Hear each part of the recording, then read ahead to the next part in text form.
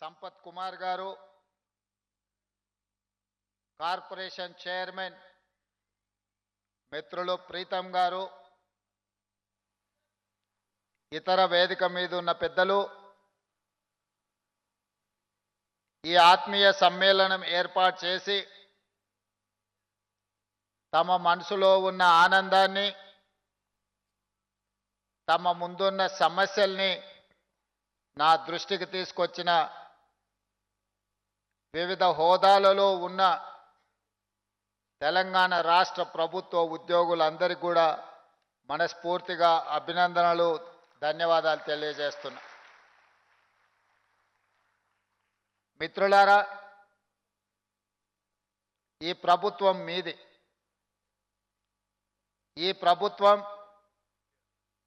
మీరందరూ కోరుకుంటే, మీరందరూ ప్రజాపాలన రావాలి, ప్రజల జీవితాలలో మార్పు రావాలి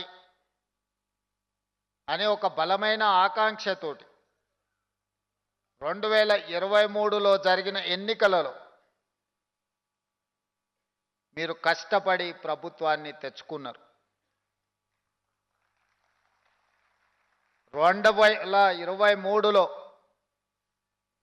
నా దగ్గర కానీ, దామన్న దగ్గర కానీ, లక్ష్మణ్ దగ్గర కానీ, కవ్వంపల్లి సత్యనారాయణ, వేముల వీరేశం,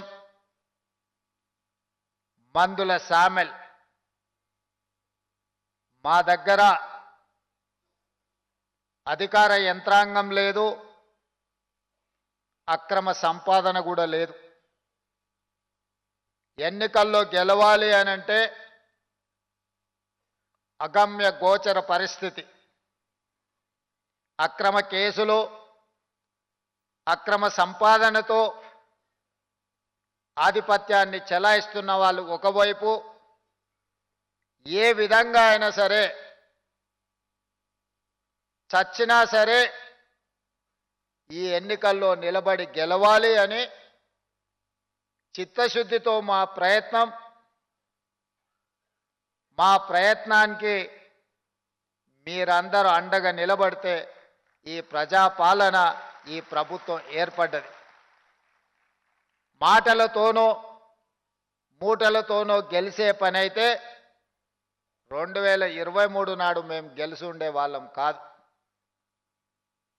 కమిట్మెంట్తో, చిత్తశుద్ధితో ప్రజా సమస్యల్ని పరిష్కరించాలన్న ఆలోచనతో